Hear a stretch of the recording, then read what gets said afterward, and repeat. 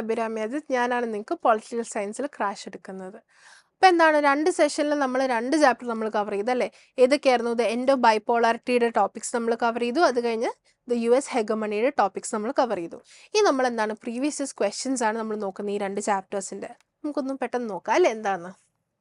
അതിൽ first one നമ്മൾ chapter 2 end of ബൈപോളാരിറ്റിയിലാണ് നമ്മൾ നോക്കുന്നത്. എന്താണ്? Describe the causes of Soviet disintegration. അപ്പോൾ എന്തൊക്കെയാണ് നമ്മൾ നോക്കുന്നത്? അതിൽ ഫസ്റ്റ് വൺ എന്താണ്? പൊളിറ്റിക്കൽ റീസൺ ഉണ്ട്, എക്കണോമിക് റീസൺ ഉണ്ട്, പിന്നെ റിഫോംസ് ഓഫ് ഗോർബച്ചോവ് ഉണ്ട്. നമ്മൾ നേരത്തെ ഡിസ്കസ് ചെയ്ത അതേ കാര്യം തന്നെയാണ്. അപ്പോൾ എന്താണ് പൊളിറ്റിക്കലി നമുക്ക് നോക്കാനുള്ളതിനകത്ത്? ഇതിനകത്ത് ബേസിക്കലി എന്താണ്? ബ്യൂറോക്രാറ്റിക് മിസ്റൂളിൻ്റെ കാര്യം നമ്മൾ നോക്കുന്നുണ്ട് അല്ലേ? അപ്പോൾ എന്താണ് പൊളിറ്റിക്കലി വന്ന ചേഞ്ചസിൻ്റെ കാര്യമാണ് നമ്മൾ നോക്കുന്നത്.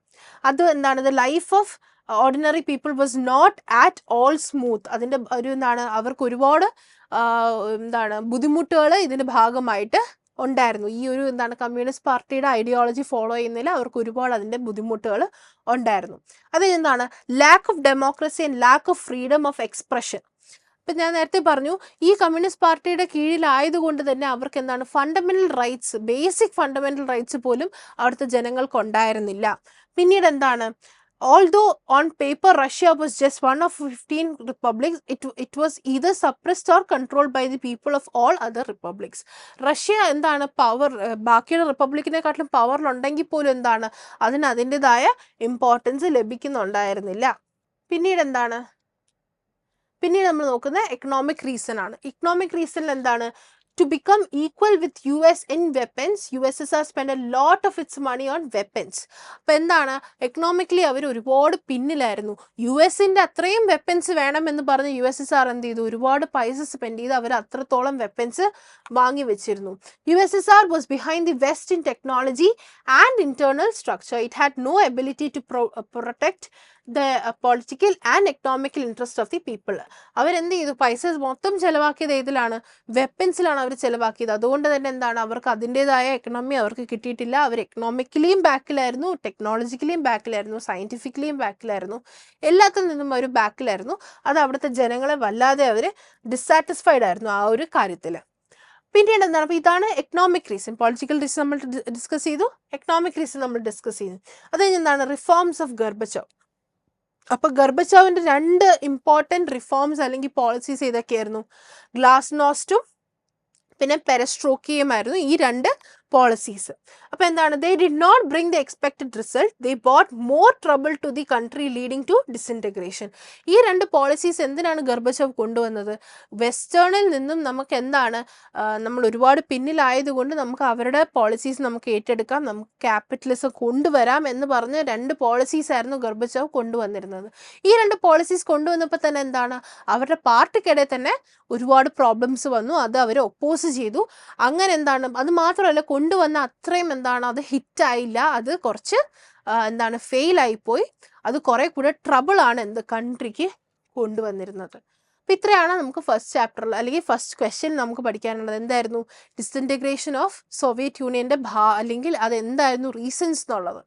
രണ്ടാമത്തെ എന്താണ്? Soviet Union, the second most powerful country in the world, disintegrated in 1991. Analyse the various factors that led to the integration. അത് നമ്മൾ നേരത്തെ നോക്കിയ ആ 3 റീസൺ തന്നെയാണ് മെയിൻ ആയിട്ടുള്ള കാര്യം. പൊളിറ്റിക്കലിയും എക്കണോമിക്കലിയും പിന്നെന്താണ് നമ്മൾ നോക്കിയത്? Politically, economically and reforms of Gorbachev. ഗോർബച്ചോവിൻ്റെ റീസൺസ് ആയിരുന്നു നമ്മൾ നോക്കുന്നത്. എന്താണ് നമുക്ക് നോക്കാം. The control exercised by the Soviet government on its citizens made their life difficult. There was no freedom of expression or democracy. Many institutions need reforms, but the Communist Party strictly controlled them all and reforms were not possible. അപ്പോൾ എന്താണ് നമ്മൾ basically first നമ്മൾ political റിഫോംസിൽ അല്ലെങ്കിൽ political റീസണിൽ നമ്മൾ പറഞ്ഞ അതേ കാര്യങ്ങളാണ് ഇതിനകത്ത് പറയുന്നത്. അത് എന്താണ്? The party refuse to give people their rights. The Soviet Union was a union of 15 republics. 15 റിപ്പബ്ലിക്സിൻ്റെ ഒരു യൂണിയൻ ആയിരുന്നു എന്ത് USSR എന്ന് പറയുന്നത്. അതിൽ ഒന്നായിരുന്നു ഏത്? റഷ്യ എന്ന് പറയുന്നത്. They had their own culture and problems. throughout although on paper there were 15 republics, only Russia was allowed to exercise control. റഷ്യയ്ക്ക് മാത്രമേ ഉണ്ടായിരുന്നുള്ളൂ പിന്നെയും എന്താണ് അതിൻ്റെതായ പവർ ഉണ്ടായിരുന്നു. ബാക്കി എല്ലാ റിപ്പബ്ലിക്സിനും അത് ഒട്ടും എന്താണ് അവർക്ക് അതിൻ്റെതായ ഫ്രീഡമോ ഒന്നും ലഭിച്ചിട്ടില്ലായിരുന്നു.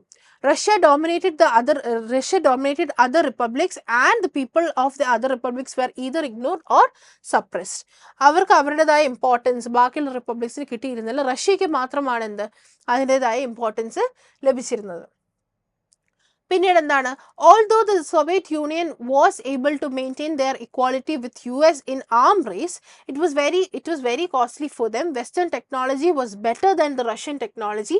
The political and economic needs of the Soviet people were not taken care by the Soviet Union. ഇത് നമ്മൾ എക്കണോമിക് റീസൺ ആണ്. നമ്മൾ നേരത്തെ പറഞ്ഞു യുഎസിനെ വെച്ച് നോക്കുകയാണെങ്കിൽ എന്താണ് USSRനും അതിൻ്റെതായ എന്താണ് വെപ്പൻസ് ഉണ്ടായിരുന്നു. കാരണം എന്താണ് അവരുള്ള കാശ് കൊടുത്ത് മൊത്തം എന്താണ് യുഎസിൻ്റെ അത്രയും വെപ്പൻസ് അവർ മേടിച്ചു വെച്ചു. പക്ഷെ എന്താണ് അത് എക്കണോമിക്കലി അവരെ ബാധിച്ചു. അത് മാത്രമല്ല വെസ്റ്റേൺ ടെക്നോളജിയിൽ അവർ എന്താണ് വെസ്റ്റേൺ ടെക്നോളജി മുന്നിലായിരുന്നു, USSR പിന്നിലായിരുന്നു.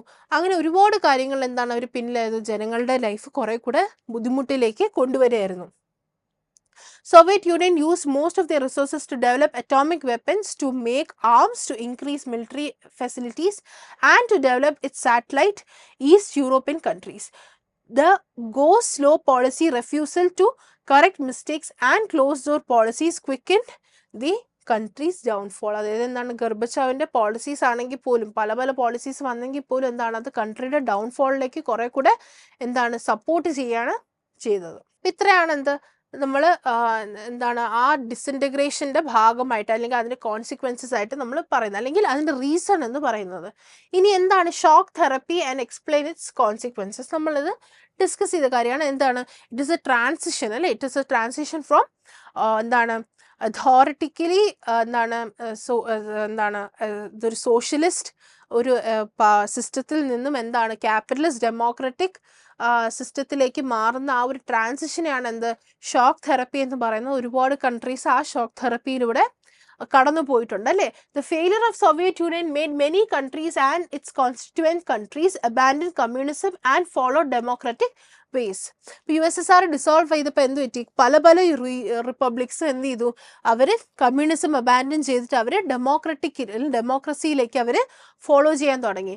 പിന്നെന്താണ് റഷ്യ, ഏഷ്യൻ കൺട്രീസ്, പിന്നെന്താണ് Eastern Europe countries etcetera were attracted towards organisations such as bank and IMF. World ബാങ്കും IMFും പോലുള്ള ഇൻസ്റ്റിറ്റ്യൂഷൻസിലേക്ക് എന്താണ് റഷ്യ, പിന്നെ എന്താണ് ഏഷ്യ, പിന്നെ എന്താണ് ഈസ്റ്റ് യൂറോപ്പ്, അവരൊക്കെ എന്താണ് ഇതിലേക്ക് വളരെയധികം അട്രാക്ട് ചെയ്യപ്പെട്ടിരുന്നു. പിന്നെ എന്താണ് main purpose was to make communist countries follow the capitalist model. എന്തായിരുന്നു ഈ കമ്മ്യൂണിസ്റ്റ് കൺട്രീസിന് എന്താണ് ക്യാപിറ്റലിസ്റ്റ് മോഡലിലേക്ക് ഫോളോ ചെയ്യിപ്പിക്കാൻ വേണ്ടിയിട്ടുള്ള ഒരു ശ്രമമായിരുന്നു ഇങ്ങനെയുള്ള ഇൻസ്റ്റിറ്റ്യൂഷൻസ് അല്ലെങ്കിൽ ഇൻസ്റ്റിറ്റ്യൂഷൻസിൻ്റെ ഹെൽപ്പോട് കൂടെയുള്ള അവരുടെ നീക്കം. പിന്നെന്താണ് the private capitals would be very important. Cooperative farming will give way to private farming. എന്താണ് നമ്മൾ നേരത്തെ പറഞ്ഞത് കളക്റ്റീവായിട്ടുള്ള ഫാമിനെ എന്ത് ചെയ്തു, അവർ പ്രൈവറ്റൈസ് ചെയ്തു, അത് പ്രൈവറ്റ് ഫാംസ് ആക്കി മാറ്റി ഫ്രീ മാർക്കറ്റിനെ അവർ ഇൻട്രൊഡ്യൂസ് ചെയ്തിരുന്നു. അതുപോലെ എന്താണ് foreign investment, open market system and currency exchange would be possible. ഈ ഒരു ഷോക്ക് ട്രീറ്റ്മെൻറ്റിൻ്റെ അല്ലെങ്കിൽ ഷോക്ക് തെറപ്പിയുടെ ഭാഗമായിട്ട് എന്തൊക്കെയാണ്, ഫ്രീ മാർക്കറ്റ് ഉണ്ടാവും, പിന്നെന്താണ് ഫോറിൻ ഇൻവെസ്റ്റ്മെൻറ്റിൻ്റെ ഇതുണ്ടാവും, പിന്നെ എന്താണ് ഫോറിൻ മണി എക്സ്ചേഞ്ചിൻ്റെ ഒരു പോസിബിലിറ്റിയും ഉണ്ടാവും. ദ കൺട്രീസ് ഓഫ് ദി എന്താണ് Soviet Union will have the facility to have contact with the western countries and trade it with them. എന്താണ് ഒരു ട്രേഡ് പോസിബിൾ ആയിട്ട് വരുമായിരുന്നു. ഈ സോവിയറ്റ് യൂണിയനിലുള്ള കൺട്രീസും ബാക്കിയുള്ള വെസ്റ്റേൺ കൺട്രീസുമായിട്ടുള്ള ട്രേഡ് അല്ലെങ്കിൽ ഒരു കോൺടാക്ട് അത് അലൈവ് ചെയ്യുമായിരുന്നു. പിന്നെന്താണ് using all these the western countries made the members of the member countries of the erstwhile Soviet Union come closer to them. ഈ ഒരു കോൺസെപ്റ്റ് അല്ലെങ്കിൽ ഈ ഒരു ഷോക്ക് തെറപ്പി എന്ത് ചെയ്തു, ബാക്കിയുള്ള സോവിയറ്റ് യൂണിയനിലുള്ള കൺട്രീസ് അല്ലെങ്കിൽ റിപ്പബ്ലിക്സിനെ ക്ലോസർ, അതായത് കൂടുതൽ അടുപ്പിച്ച് കൊണ്ടുവന്നിരുന്നു. അതിൻ്റെ റിസൾട്ട് അല്ലെങ്കിൽ അതിൻ്റെ കോൺസിക്വൻസസ് എന്തായിരുന്നു, ബാക്കിയുള്ള ഒരുപാട് വലിയ ഇൻഡസ്ട്രീസ് ഗവൺമെൻറ് അണ്ടറിലുണ്ടായിരുന്ന 90% ഇൻഡസ്ട്രീസ് എന്ത് ചെയ്തു, അതൊക്കെ കൊളാപ്സ് ആയിരുന്നു. നമ്മൾ പറഞ്ഞു ലാർജസ്റ്റ് ഗറാജ് സെയിൽ ഇൻ ഹിസ്റ്ററിയൊക്കെ ഇതിൻ്റെ ഭാഗമായിട്ട് വന്നതാണ് കേട്ടോ. 90% എന്താണ് ഇൻഡസ്ട്രീസും അതിന് കിട്ടേണ്ട വാല്യൂ ആക്ച്വൽ വാല്യൂവിനെക്കാട്ടിലും വളരെ തുച്ഛമായ വിലയിലാണ് വിറ്റ് പോയിരുന്നത്. The Russian currency rouble was devalued. അതിൻ്റെ വാല്യൂ ഒരുപാട് കുറഞ്ഞിരുന്നു. Because of inflation people lose the value of their savings. ഞാൻ പറഞ്ഞു ഇൻഫ്ലേഷൻ ആ സമയത്ത് ഒരുപാട് ഈ ഷോക്ക് തെറപ്പി കാരണം വന്നിട്ടുണ്ടായിരുന്നു. കാരണം എന്താണ്, ആ ഒരു സോഷ്യലിസ്റ്റ് സിസ്റ്റത്തിൽ നിന്നും ഡെമോക്രാറ്റിക് സിസ്റ്റത്തിലേക്ക് വരുന്ന ആ ട്രാൻസിഷൻ വല്ലാത്ത ഒരു ഹാർഷ് ട്രാൻസിഷനാണ്. അതിൻ്റെ ഭാഗമായിട്ടാണ് ഇത് വന്നത്. അപ്പം ആ റഷ്യൻ കറൻസിയുടെ വാല്യൂ കുറഞ്ഞിരുന്നു. അതുപോലെ ഇൻഫ്ലേഷൻ ഒരുപാട് അവിടെ കൂടിയിരുന്നു. 100 രൂപയ്ക്ക് കിട്ടേണ്ട വെജിറ്റബിൾസ് അവർക്ക് 1000 റുപ്പീസിന് വാങ്ങിക്കേണ്ടി വന്നു. അതുമാത്രമല്ല ഇവർക്കുണ്ടായിരുന്ന സേവിങ്സിൻ്റെ വില ഒരുപാട് കുറഞ്ഞിരുന്നു. പിന്നീട് എന്താണ്, in corporative farming people had food security but now it was not there. Russia had to import food grains. അപ്പോൾ എന്താണ്, കളക്റ്റീവ് ഫാമിങ്ങിൽ അവർക്ക് ഭക്ഷണത്തിന് ഒരിക്കലും മുട്ട് വന്നിട്ടുണ്ടായിരുന്നില്ല. പക്ഷേ പ്രൈവറ്റ് ഫാർമിംഗ് വന്നതിന് ശേഷം റഷ്യ ഒരുപാട് ഫുഡ് ഇമ്പോർട്ട് ചെയ്യേണ്ടി വന്നു. ക്രിസ്മസ് എക്സാം അങ്ങ് അടുത്തല്ലേ, എക്സാം എന്ന് കേട്ട് പാനിക് ആവണ്ട. ഇനിയുള്ള ചുരുങ്ങിയ സമയം കൊണ്ട് ഒരു എക്സ്പേർട്ട് മെന്ററിന്റെ സഹായത്തോടു കൂടി important topics, PYQ analysis, systematic revision എന്നിവയടങ്ങിയ ഒരു complete crash course package Gyan India നിങ്ങൾക്കായി വെബ്സൈറ്റിലൂടെ ഫ്രീ ഓഫ് കോസ്റ്റ് നൽകുന്നു. താഴെ കാണുന്ന ലിങ്കിൽ ക്ലിക്ക് ചെയ്യൂ, ഞങ്ങളുടെ ക്രാഷ് കോഴ്സിൽ ജോയിൻ ചെയ്യൂ.